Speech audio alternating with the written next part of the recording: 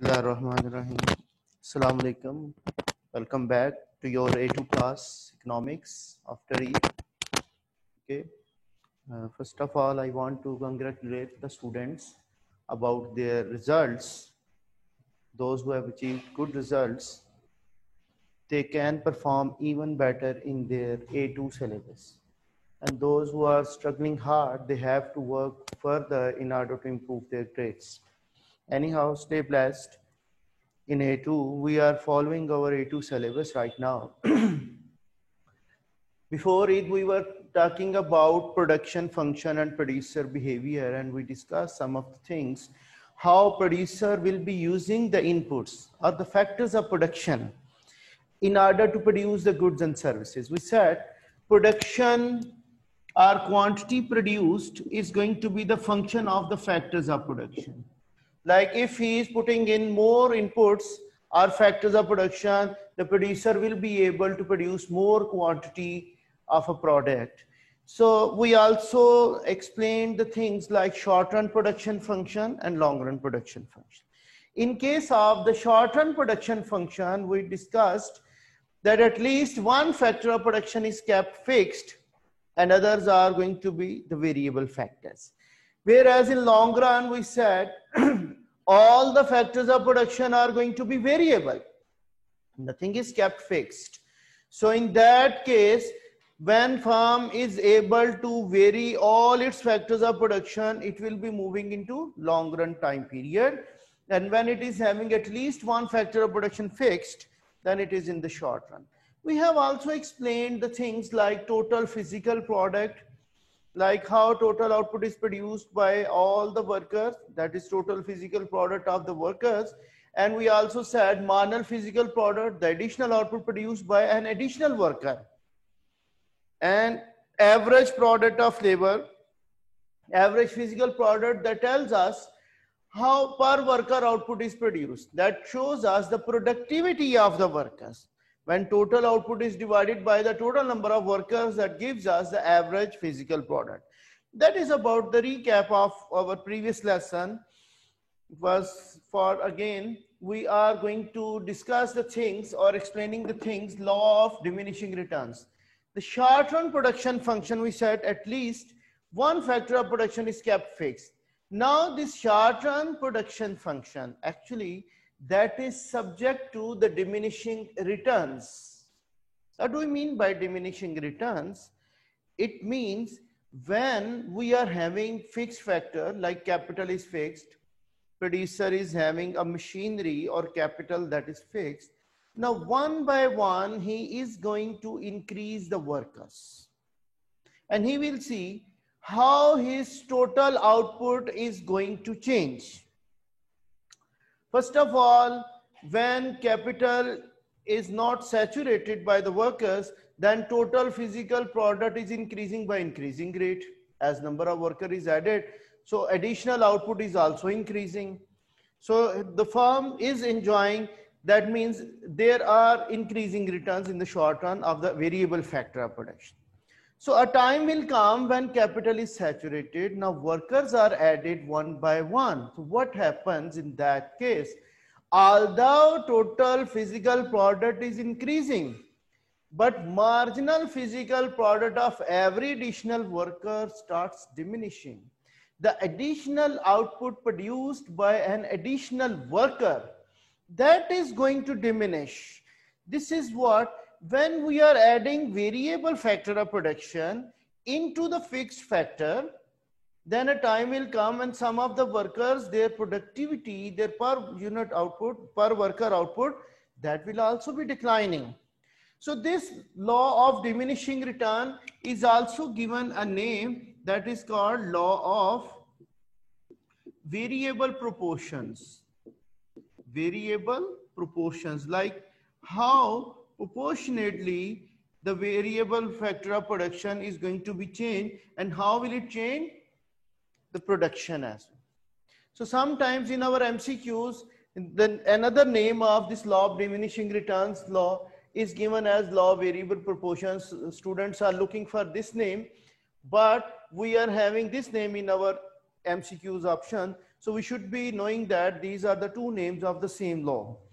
So now I'm going to explain with the help of a table and the diagrams how this law can be examined, how this is going to have a diminishing return of the variable factor of production when we are adding a fixed factor into, when we are adding the variable factor of production, how the additional output of the variable factor will be changing. So law of diminishing return states that, it states that how the marginal physical product of variable factor is eventually diminishing when every additional unit of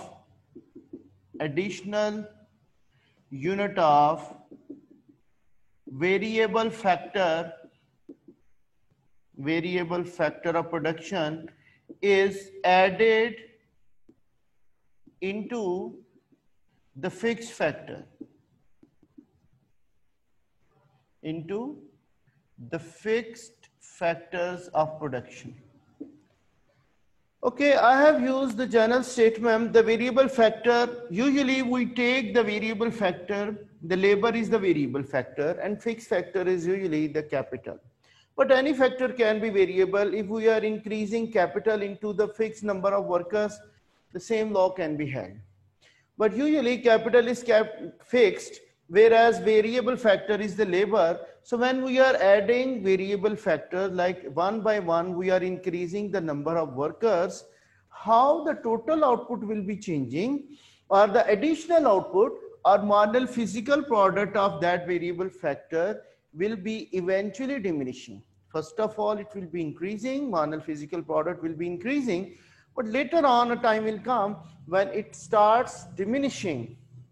This is the shortest statement of this law, that the variable factor of production will be having the diminishing returns after a certain time when it is continuously added one by one into the fixed factor of production. Anyhow, now I'm going to make a table of this law. Here I'm taking the labor as a variable factor of production and capital that is kept fixed. Here I'm taking total physical product of labor, marginal physical product of labor, and average physical product of labor. Okay. Now when we are having capital 5 units, they are kept fixed. First worker is added, second worker is there, third worker. We are having same units of capital, they are kept fixed. What is the variable factor here now? The labor. We are looking at the labor is changing by 1 unit. Every additional worker is adding to the total output. First worker, when it is added to the fixed capital, total output goes to 100. All right. Now, when second worker is added, so total output goes to 210. How much is the first worker? When 0 worker was there, total output was 0. So marginal product of first worker was 100. Now another worker is added, second worker is added. How total output has changed? This is my point. So first of all, it goes to 110. All right. So this is the additional output. The additional worker, he added to the total output by 110 units. First worker was producing 100 units by alone. Okay. Now the third worker is added. We see the total output goes to 330. How much total output is added? This is 120 now. He is again adding more than the previous worker. Now the fourth worker is added. What happens? Our total output goes to 410. How much is the total physical product has changed by the additional worker? We say there is going to be 80 units are added by this fourth worker. So here diminishing return has started. Now, as we are adding the variable factor, that is labor, into the fixed factor of production, first of all, it was causing the marginal physical product of every additional worker to rise. And now, as we have added the fourth worker into the same fixed capital units, the additional output added by this fourth worker is only 80 units. So from this worker, diminishing return has started. Now the fifth worker is added with the same units of capital. What happens? We have added 480. So he has added only 70 units of output. So from here onward, from the fourth worker, diminishing return has started. So as we see sixth worker into the same fixed capital, so we say 540, 60 units are added. So when we find the seventh worker, it says 590. So how much is the additional output? 50. So this shows us, as we are increasing the variable factor of production one by one into the fixed factor of production, that is capital, the additional output of the additional worker, that will be eventually diminishing. At the start, it is not diminishing. It is having more productivity at the start. Every additional worker was producing more than the previous at the start, till the third worker. Additional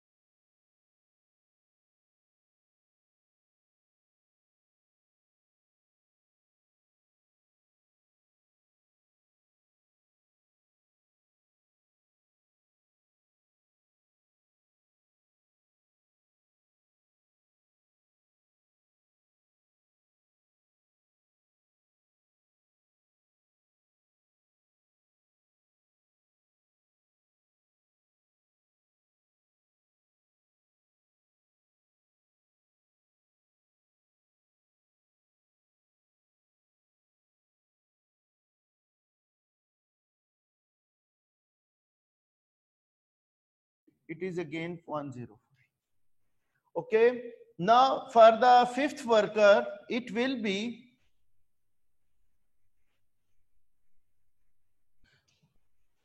96 now.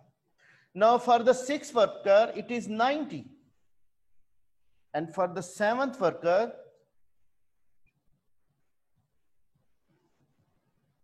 point something. Okay. Now you can see over here what is happening.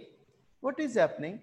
When marginal product is increasing, average product is also increasing.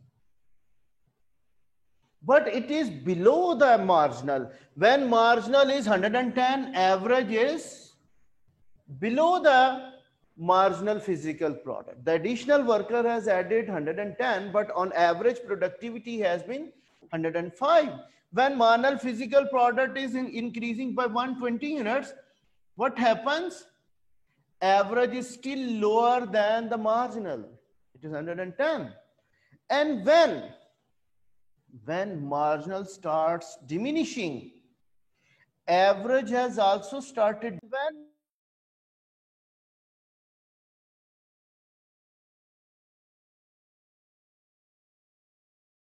lower than the average physical product. If we, so what law is stating us? Law is stating that when we are adding the variable factor of production, that is labor, into the fixed factor of production, the additional output or marginal physical product of additional worker will be eventually diminishing. In our case, it starts diminishing from the fourth worker.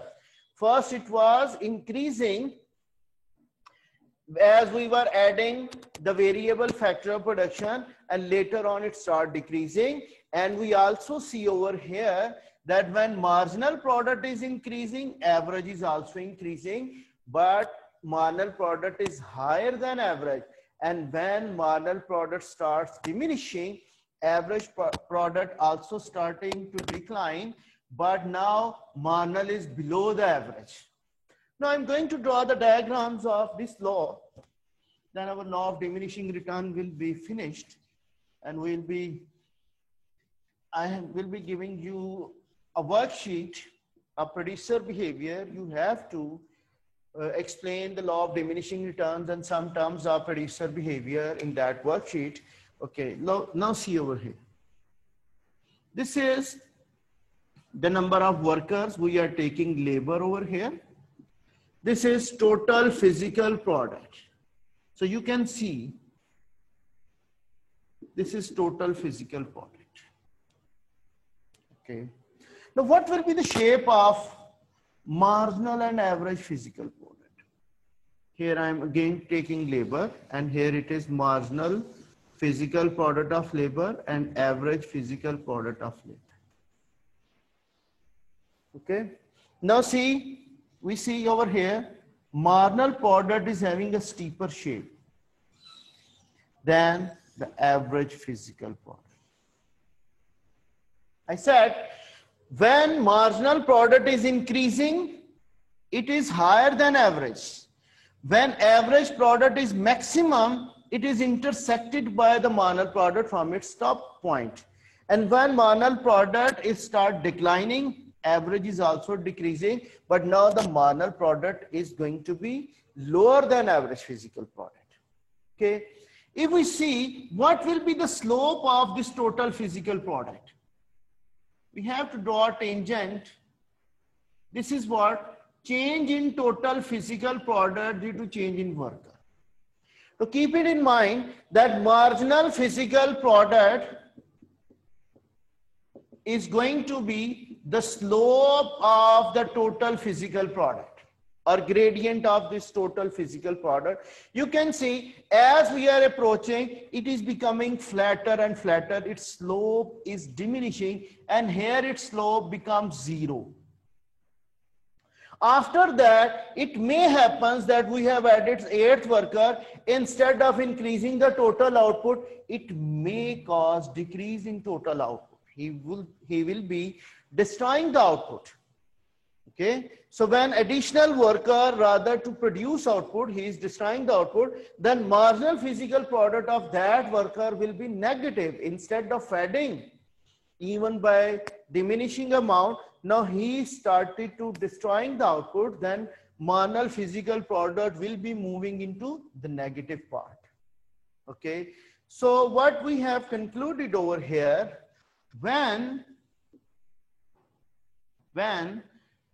average product of labor is increasing, what happens? Marginal physical product of labor will be higher than the average physical product of labor. That is taking place over here. So when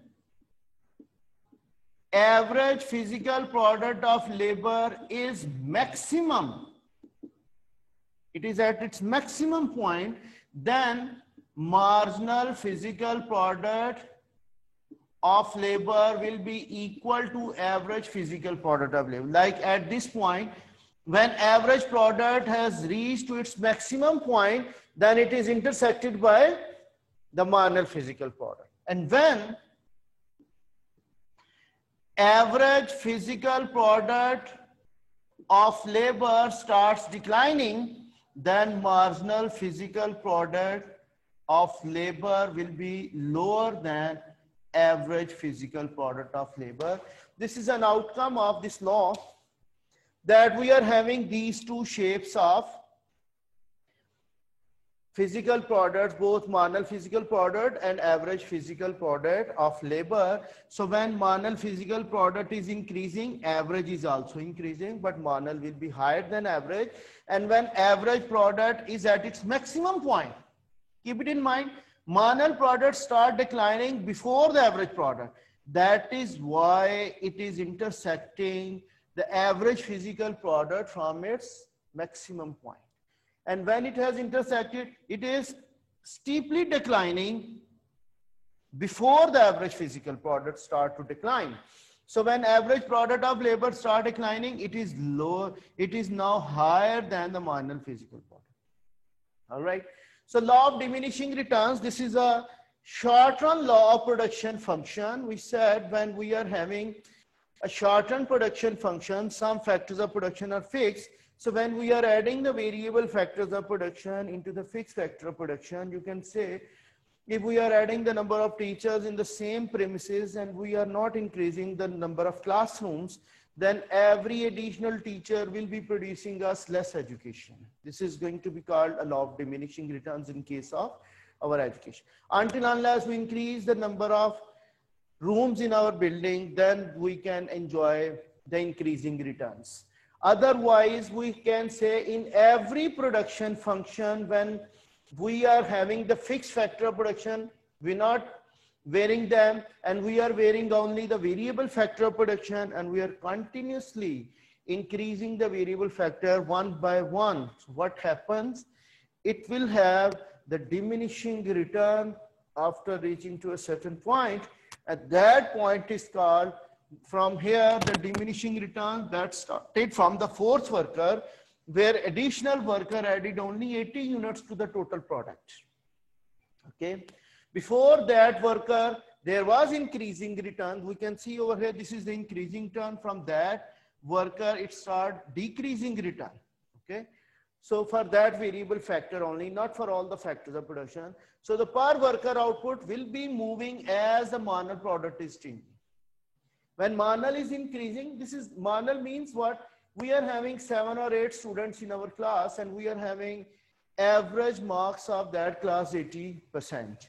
So when another student is added to the same class, what happens? If he or she attains more than 80%, that additional student has attained more than 80%, then our average will also be increasing, class average marks will also be increasing. If that additional student has attained less than 80%, so when additional student marks are lower than the class average, then class average will also be declining. Okay, so same is the case when we are adding the variable factor of production into the fixed factor of production. It depends on the marginal physical product, how will it change, and it will be followed by the average physical product as well. Okay, so when we say when marginal product of every additional worker is increasing, average is also increasing. When marginal physical product of additional worker is starting to diminish, then average will also start decreasing. So this is the relationship between marginal physical product and average physical product by using law of diminishing returns in the short run only, not in the long run. And we can also say total physical product is increasing but at decreasing rate eventually. That's all for today. We have concluded law of diminishing returns. In our next class, we will be doing the long run production function and isocont and then isocost line, and we'll be producing further output by using isocont and isocost technique of production function. Then we will be doing those lessons in our upcoming classes. Thank you very much.